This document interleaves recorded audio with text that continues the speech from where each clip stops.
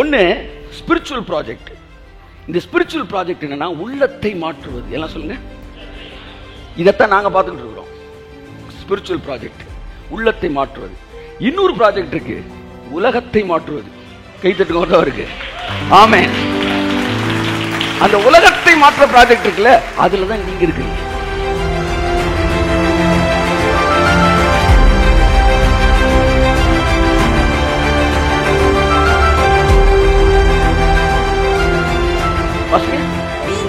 நீங்களே கிறிஸ்துவின் சரீரமாயும் தனித்தனியே அவயவங்களாயும் இருக்கிறீர்கள்.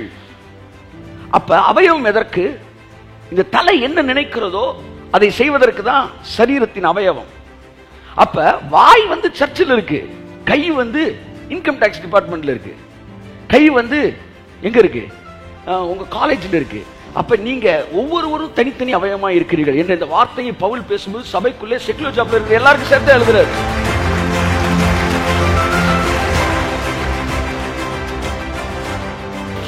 உங்களுடைய டிபார்ட்மெண்ட், உங்க ப்ரொஃபஷன் எதுவா இருந்தாலும் அது பரலோகத்திலே தேவன் வைத்திருக்கிற திட்டத்தோடு இணைக்கப்பட்டதாய் இருக்கிறது என்கிற வார்த்தையோடு நான் ஆரம்பிக்க விரும்புகிறேன். ஆமென். வாசிப்போம். 1 கொரிந்தியர் 12ஆம் அதிகாரம் 27-28. How God designed His kingdom அப்படின்ற பத்தி நம்ம வாசிக்க போறோம். வாசிங்க. 1 கொரிந்தியர் 12:27-28 வாசிப்போம். நீங்களே எடுத்துக்கிட்டீங்களா? 1 கொரிந்தியர் 12:27. ஒரு 25 வருஷத்துல இருந்து ஒரு 50 வருஷம் வரைக்கும் நான் கொடுக்கலாம்னு நினைக்கிறேன். ஓகே, வாசிங்க. நீங்களே கிறிஸ்துவின் சரீரமாயும் தனித்தனியே அவயவங்களாயும் இருக்கிறீர்கள். நல்லா கவனிங்க. சபையை பார்த்து பேசுறாரு. தயவுசெய்து என்ன பாருங்க. சர்ச்சை பார்த்து பவுல் சொல்றாரு, நீங்கள் கிறிஸ்துவின் சரீரமாயும் தனித்தனி அவயவங்களாயும் இருக்கிறீர்கள். அப்ப சர்ச்சுக்குள்ள யாரெல்லாம் இருக்கிறா? ஊழியக்கார குடும்பம் இருக்கு, சரியா? ஃபுல் டைம் மினிஸ்ட்ரி பண்ற ஆள் இருக்காங்க, அசிஸ்டன்ட் பாஸ்டர் இருக்கிறாரு. இது போக செக்யூலர் ஜாப்ல இருக்கிறவனும் உள்ள இருக்கிறான். சபைக்குள்ள எல்லாருமே இருக்கிறாங்க. அதுல டீச்சர் இருக்கிறாங்க, ப்ரொஃபஸர் இருக்கிறாங்க, வந்து சிவில் இன்ஜினியர் இருக்கிறாரு, மெக்கானிக்கல் இன்ஜினியர் இருக்காரு, ரயில்வேல ஒர்க் பண்றவர் இருக்கிறாரு, வந்து டாக்டர் இருக்கிறாங்க, பல கேடர் இருக்கிறாங்க, கலெக்டர் இருக்கிறாங்க.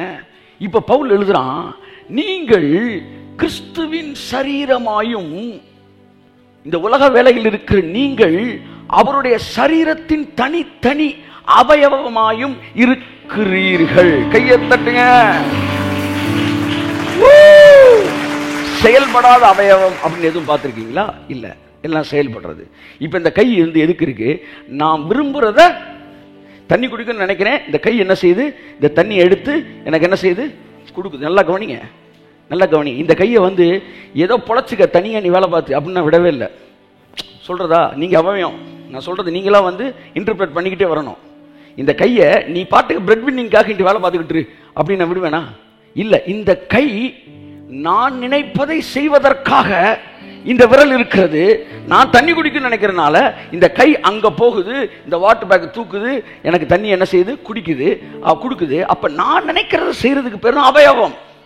அப்ப நீங்கள் எல்லோரும் கிறிஸ்துவின் சரீரமாயும் நீங்கள் ஒவ்வொருவரும் ஆங்காங்கு தனித்தனி அவயவமாயும் இருக்கிறீர்கள்.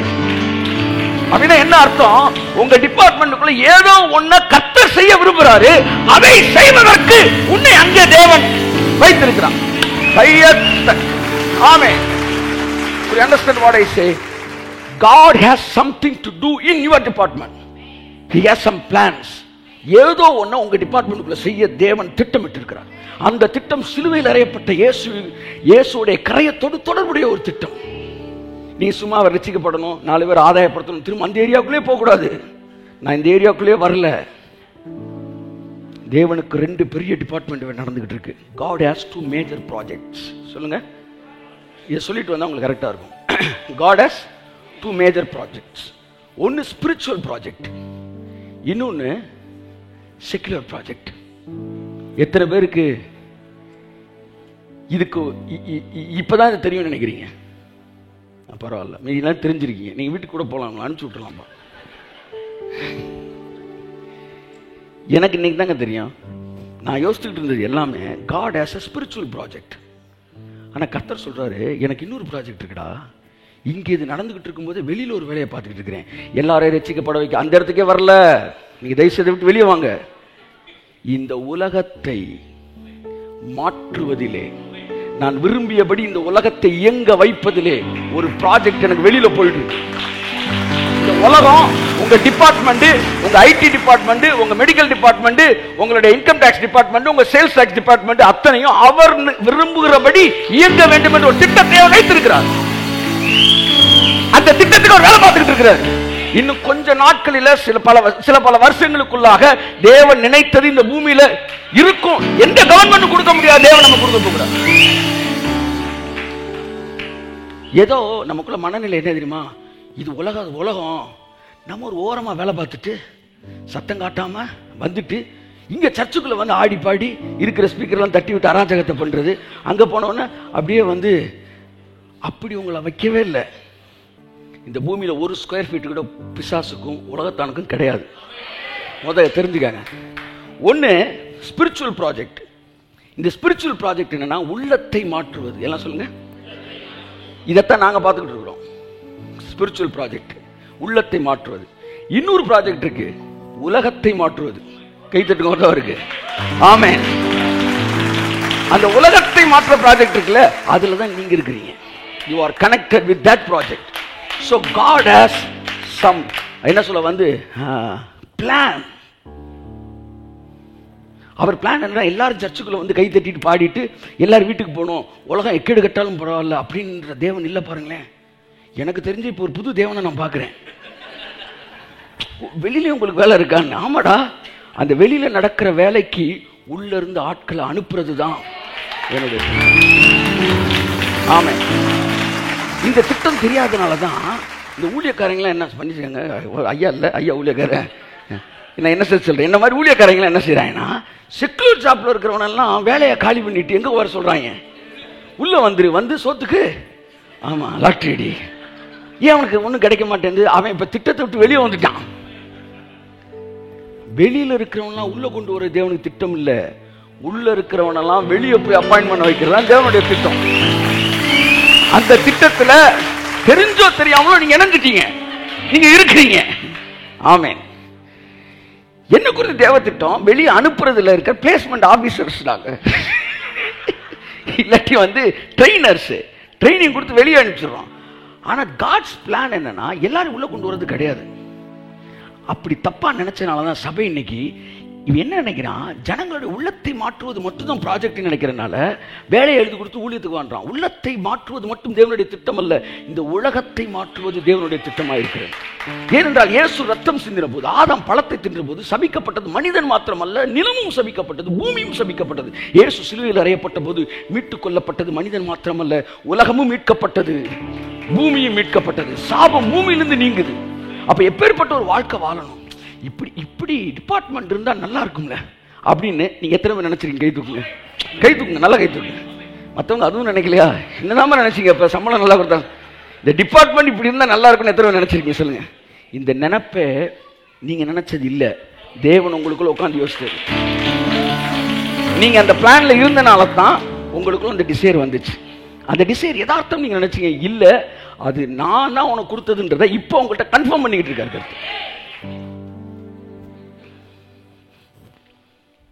அப்ப பாருங்க, இந்த ரெண்டு மேஜர் ப்ராஜெக்ட் இருக்கு. Spiritual project, secular project, inside project, outside project. உள்ளத்திலே மாற்றங்கள், உலகத்திலே மாற்றங்கள், இப்படி ரெண்டு நடந்துகிட்டு இருக்கு. இந்த ரெண்டாவது விஷயத்துல இணைக்கப்பட்டிருக்கிற ஊழியக்காரர்கள் நீங்கள். உங்களை பைபிள் ஊழியக்காரன் அப்படிதான் சொல்லுது. நீ ஊழியக்காரன் மட்டும் சொல்லலையா, தேவனுடைய ஊழியக்காரன். வசனத்தை எடுத்து உங்களுக்கு காட்டுறேன். நீங்கள் தேவனுடைய ஊழியக்காரர்கள். நாங்க நினைச்சுக்கிட்டு நாங்க ஊழியக்காரங்க. இவங்கெல்லாம் வந்து என்ன சொல்ல, செக்குலர் ஜாப்ல இருக்கிற ஆட்கள் அப்படி. ஆனா பைபிள் சொல்லுது அவன் ஏன் வேலையை பார்த்துக்கிட்டு இருக்கிறான். இப்ப வாசிப்போம், அந்த வசனத்தை வாசிங்க. 1 கொரிந்தியர் 12:27-28.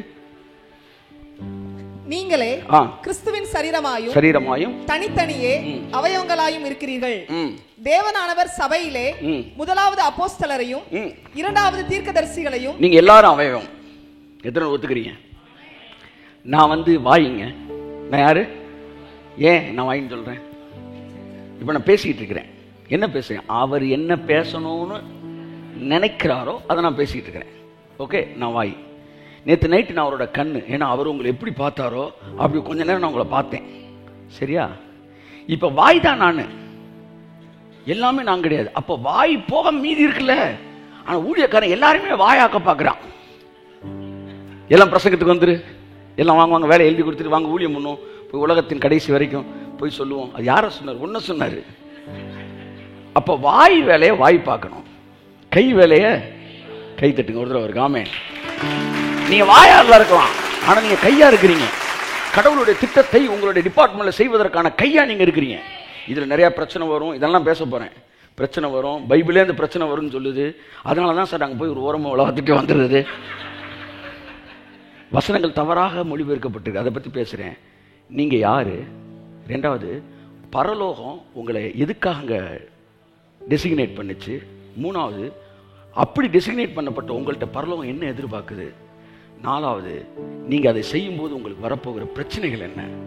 அஞ்சாவது, அந்த பிரச்சனைகள் முடிவில் நீங்கள் எப்படி இருக்க போகிறீர்கள், அவர்கள் எப்படி இருக்க போகிறார்கள், பைபிள் என்ன ப்ராமிஸ் தருது என்பது பற்றி மட்டும்தான் நீங்கள் உங்களை பேச விரும்புகிறேன்.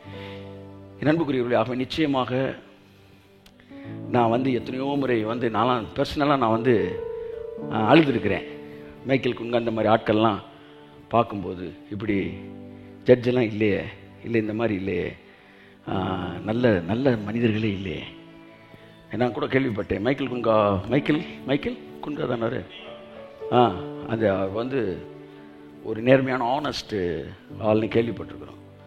அப்போ இந்த அம்மா கேஸ் போயிட்டு இருந்தப்ப, இந்த அம்மா யார் சொன்னாவன் கேட்பான் அப்படின்னு யோசிச்சுட்டு, சார் யார் சொன்னால் கேட்க மாட்டார், ஆனால் ஒரு சர்ச்சு அவங்க பாஸ்ட் ஃபாதரை சந்திச்சா மேட்ரு நடந்துடணுன்னே நேராக பாஸ்ட்டு போயிட்டாங்க.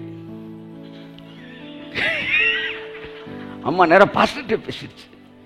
நீங்கள் சொன்னால் கேட்பான்னு சொல்கிறேன். அவர் சொன்னார், நான் என்ன சொன்னாலும் கேட்பான், ஆனால் என் ப்ரொஃபஷனில் மட்டும் நான் என்ன சொன்னாலும் கேட்க மாட்டேன். அவன் என்ன முடிவு எடுக்கிறானோ அதை யாராலும் மாற்ற முடியாது. தயவுசெய்து என்னை நீங்கள் சந்திக்கிறதுல உங்களுக்கு எந்த விதமான பலன் இல்லைன்னு. அப்போ ஒரு சீசன்லாம் அழுதுருக்கிறேன். இன்றைக்கி என்னத்தின ஆவியானவர் சொன்னார், நீ எவ்வளோ தூரம் அழுதுருக்கிற, நல்ல நல்ல ஆட்கள்லாம் இருக்கலாம். நான் அந்த மிகப்பெரிய ஒரு பாக்கியமான வேலையை, அந்த மிகப்பெரிய ஒரு திட்டத்தில் தான் நான் ஏற்கனவே இயங்கி கொண்டு இருக்கிறேன் என்பதை புரிஞ்சுக்க. இன்னைக்கு நாளைக்கு நடத்த போகிற கூட்டமும் உன்னுடைய கனவுகளை நினைவுகளாய் மாற்றப்போகிற ஒரு மிகப்பெரிய கூட்டமாக இருக்க போகுது. இது மிக வேகமாக பரவ போகுது, புளித்த மாவு மாதிரி. நமக்குள்ள பிசாசு ஒரு பயமூர்த்தி வச்சிருக்கிறான், இதெல்லாம் நடக்காதுறான். அது மிகப்பெரிய பொய், மிகப்பெரிய பொய். அது பொய்ன்றத தேவன் தோல் உரிச்சு காட்டினார். இந்த உலகம் மோசமானது, சொல்லுங்க, அதனால் நேர்மையா வாழ முடியாது என்பது பிசாசு சொன்ன பொய்.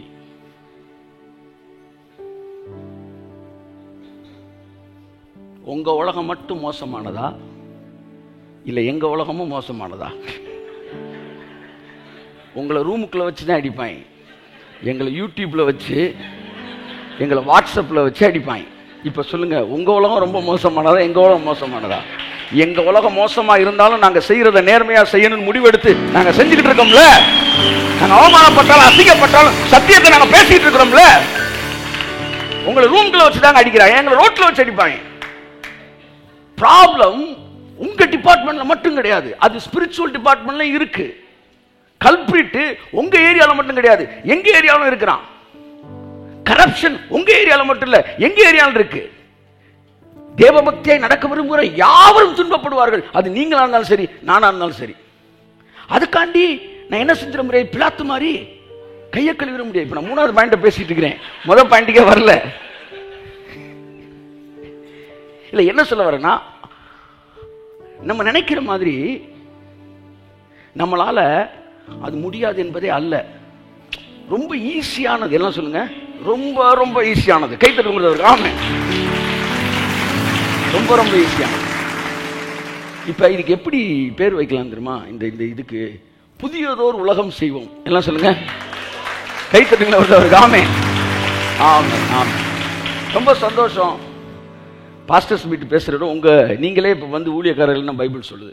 ஸோ இப்போ திரும்ப நம்ம சப்ஜெக்ட் வருவோம். 1 Corinthians 12:27 வாசிங்க திரும்ப. நாம் எல்லோரும் வாசிங்க. நீங்களே கிறிஸ்துவின் சரீரமாயும் தனித்தனியே அவயவங்களாயும் இருக்கிறீர்கள். அப்ப அவயவம் எதற்கு? இந்த தலை என்ன நினைக்கிறதோ அதை செய்வதற்கு தான் சரீரத்தின் அவயவம். அப்ப வாய் வந்து சர்ச்சில் இருக்கு, கை வந்து இன்கம் டாக்ஸ் டிபார்ட்மெண்ட்ல இருக்கு, கை வந்து எங்க இருக்கு, உங்க காலேஜில் இருக்கு. அப்ப நீங்க ஒவ்வொருவரும் தனித்தனி அவயவமா இருக்கிறீர்கள் என்ற இந்த வார்த்தையை பவுல் பேசும்போது சபைக்குள்ளே செக்குலர் ஜாப்ல இருக்கிற எல்லாருக்கும் சேர்த்து எழுதுறாரு. அடுத்து வாசிங்க.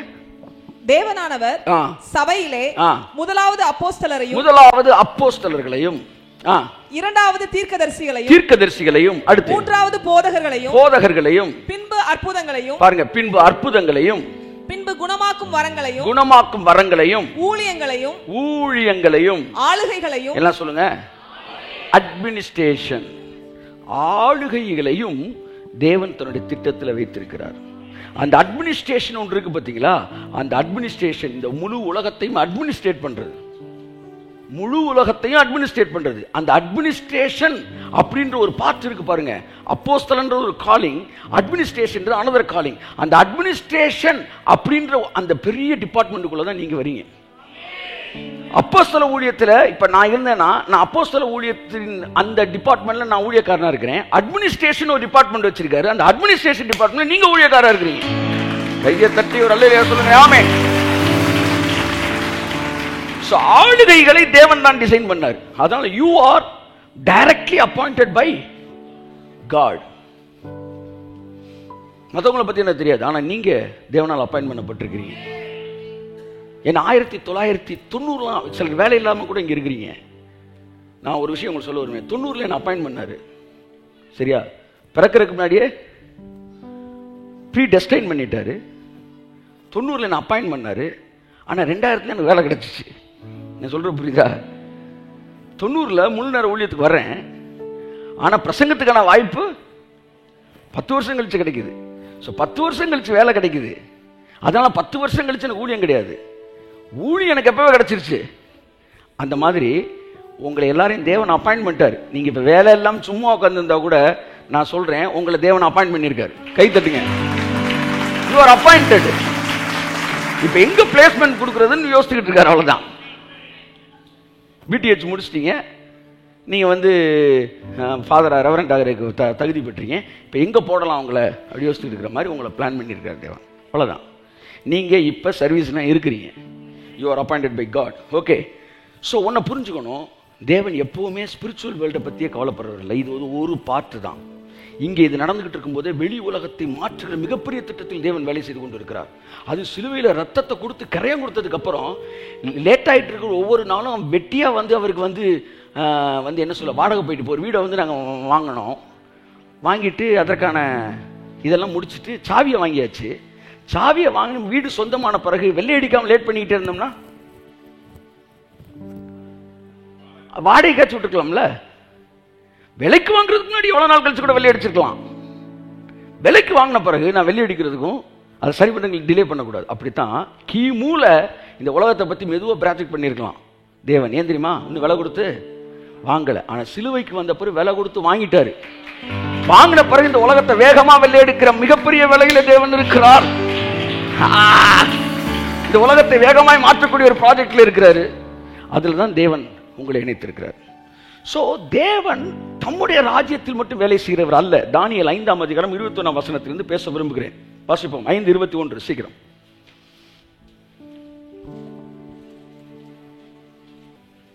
அவர் மனுஷனின்று தள்ளப்பட்டார், அவருடைய இருதயம் மிருகங்களுடைய இருதயம் போல் ஆயிற்று. 5:21 காட்டு கழுதைகளோட சஞ்சரித்தார். உன்னதமான தேவன் மனுஷரின் ராஜ்யத்தில் ஆளுகை செய்து. இங்க பாருங்க, ஹலோ, உங்க ராஜ்யம் மனுஷனுடைய ராஜ்யம். இந்த ராஜ்யத்துக்குள்ள தேவன் ஆளுகை செஞ்சுக்கிட்டு இருக்காராம். நீங்க சொல்றீங்களே எல்லாம் பிசாசின் பிள்ளைய, பிசாசின் மக்கள், எவனும் கட்டுக்கலங்காம இருக்காங்க, உலகமே மோசமா போகுது. ஒன்னும் மோசமா போல, எல்லாம் சூப்பரா போயிட்டு இருக்கு. எல்லாம் சொல்லுங்க, எல்லாம்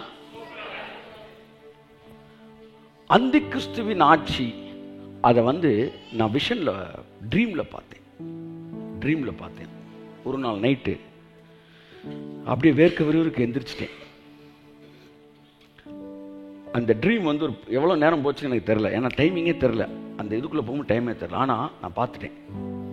அதாவது the very first stage of antichrist government வச்சுக்கோமே, அந்த ஃபர்ஸ்ட் டே மொத்த நாள் அந்த டிரான்ஸ்ஃபார்மே ஆகுது, அட்வர்ஸ் டிரான்ஸ்ஃபார்மேஷன் நடக்குது. அது உள்ள நுழைஞ்சு அதை பார்த்தப்ப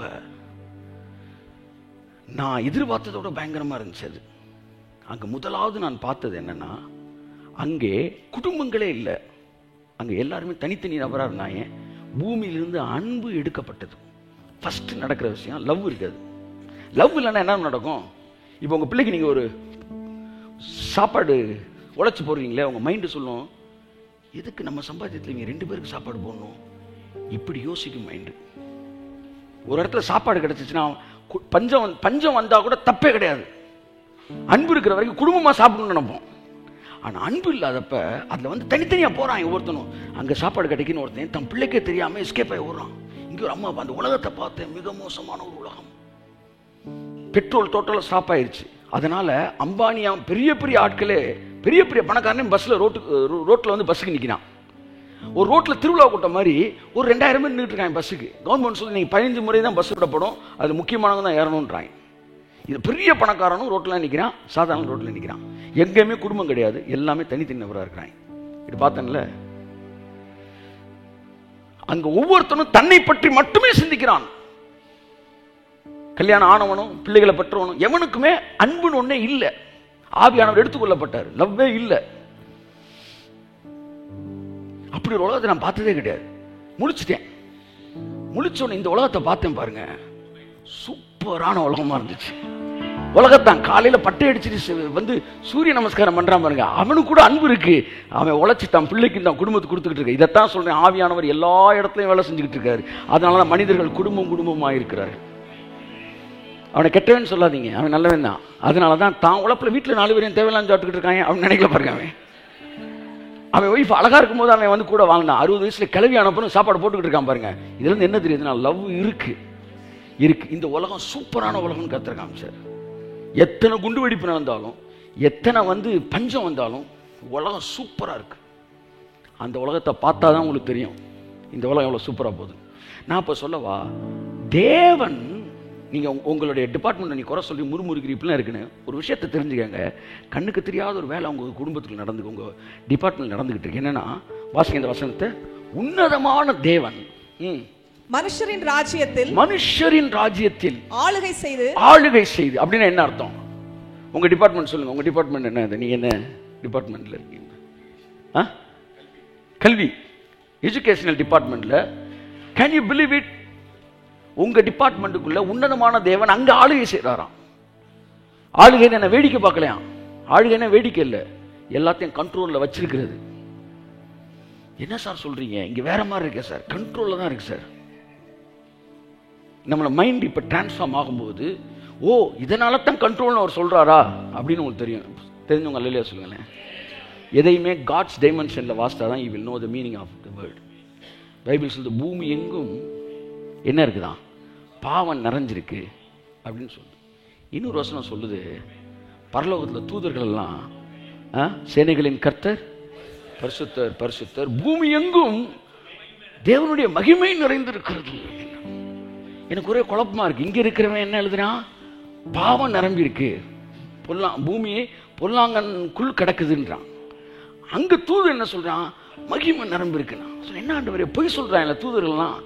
கர்த்தர் சொன்ன மகிமையெல்லாம் நிறைஞ்சிருக்கு. இல்ல பாவம் தான் இருக்கு, இல்ல மகிமை தான் நிறைஞ்சிருக்கு. என்ன ஆண்டவரே சொல்றீங்க? பைபிள் ஒரு வசனம் இருக்கு, ஜஸ்ட் என்ன, குற்றத்தை மன்னிப்பது ராஜாவுக்கு மகிமை. இப்ப பூமி எல்லாம் என்ன இருக்குன்னு சொன்ன? குற்றங்களா இருக்கு. பூமி எல்லாம் என் மன்னிப்பு இருக்கு, அதனால பூமி எல்லாம் என் மகிமை இருக்கு. ஆமென், ஹல்லேலூயா. என்ன இன்டர்பிரேஷன்? அப்ப காட்ஸ் டைமென்ஷனே வேற மாதிரி இருக்கு. இப்ப சொல்லுங்க, என்னோட டிபார்ட்மெண்ட் சொல்லுங்க காட்ஸ் கண்ட்ரோல்ல இருக்கு. திரும்ப சொல்லுங்க கிரியேட் ஆகும். என்னுடைய டிபார்ட்மெண்ட் காட்ஸ் கண்ட்ரோல்ல இருக்கு. நான் வேலை பார்க்கிற இடம் காட்ஸ் கண்ட்ரோல்ல இருக்கு. ஏனென்றால் தானியேல் 5:21 சொல்லுது, உன்னதமான தேவன் மனுஷனுடைய ராஜ்யத்தில் ஆளுகை செய்து, வாசிங்க, தமக்கு சித்தமானவனை அதின் மேல் அதிகாரியாக்குகிறார். அப்ப நீங்க ஒரு அதிகாரியா இருக்கிறீங்க, சரியா? நீங்க கிளர்க்கா கூட இருக்கலாம். ஆனா பியூனுக்கு ஆபீஸ் அட்டெண்டன்ட்க்கு நீங்க யாரு? அதிகாரி. சரியா? நீங்க அட்டெண்டன்ட்டா கூட இருக்கலாம், ஒரு பியூனா இருக்கலாம், டீ கொண்டு வரான்ல ஒருத்தன், அவனுக்கு நீங்க அதிகாரி. அப்ப அதிகாரி ஒவ்வொருவனும் தேவனால நியமிக்கப்படுறான்னா நீங்க ஒரு அதிகாரி. உங்களை யார் தான் நியமிச்சிருக்கான்னு நீங்க நினைக்கிறீங்க? தேவன் தான் நியமிச்சிருக்காரு. ஆப்வியஸா பக்கத்துல கை பிடிச்சு, உங்களை தேவன் தான் நியமிச்சாரு. ஆமா, யதார்த்தமா ஏதோ வந்து திருவிழாவில் தொலைஞ்சு போன மாதிரி நீங்க வந்து இந்த டிபார்ட்மெண்ட்டுக்கு வரல. சில அப்படிதான் வந்து எதுக்கு இந்த டிபார்ட்மெண்ட்ல வந்துட்டேன், என்னை சுத்தி ஒரே எதிர்மறையா இருக்காங்களே. தேவன் உங்களை கொண்டு வந்திருக்காரு, பெரிய நோக்கம் இருக்கு. ஆமா, நீங்களாம் ஸ்லீப்பர் செல்லு, கையத்தட்டு. மனுஷனுடைய ராஜ்யத்தில் ஆளுகை செய்து தமக்கு சித்தமானவனை அதன் மேல் அதிகாரியாக்குகிறார் என்று அவர் உணர்ந்து கொள்ளும் மட்டும் மாடுகளை போல் புல்லை மேய்ந்தார். ஹலோ, அவர் தான் அதிகாரி ஆக்குறாராம். இப்ப நான் வந்து ஒருத்தன் அதிகாரி ஆக்குறேன் அப்படின்னா, இப்ப அடுத்த கேள்வி பதில் சொல்லுங்க. அவர் தான் அதிகாரி ஆக்குறாருன்னா அப்ப ப்ரமோஷன் இன்கிரிமெண்ட்டும் உங்க வாழ்க்கையில உயர்வை யார் தான் நியமிக்கணும்? கை தட்டுங்க சார். என் அப்பாயின்மெண்ட் மட்டும் அவரு, ப்ரமோஷன் கொடுக்கிறது எங்க மேனேஜரா இல்ல என்னோட எம்டியா? என் அப்பாயின்மெண்ட் அவர்னா என் ப்ரமோஷன் அவர் கையில தான் இருக்கு. ஆமே, என்னைக்கு இந்த வெளிப்பாட்டுக்குள்ள நான் வர்றேனோ அன்னைக்கு நேர்மையை வாழக்கூடிய தைரியம் எனக்கு வர ஆரம்பிக்கிறது. அவர் தான் அதிகாரி ஆக்குறார். சரி, நேரடியாவே வந்து ப்ரமோஷன் கொடுக்கிறாரு அப்படின்ற வசனம் இருக்கா? ஆமா, அவர் தனக்கு சித்தமானவனை உயர்த்தி தனக்கு சித்தம் இல்லாதவனை டிமோட் பண்றது அவர் தானா, ப்ரோமோட் பண்றது அவர் தானா? நான் சொல்றேன், உங்களை தேவன் தான் அந்த பேங்க்ல உட்கார வச்சிருக்கிறாரு அப்படின்னா உங்க ப்ரமோஷனை டிசைன் பண்றது பரலோகத்தின் செனட். ஆச்சா, நல்லா நல்லா the heavenly senate, the senate of the heaven is designing your promotion. Amen, amen, amen, amen.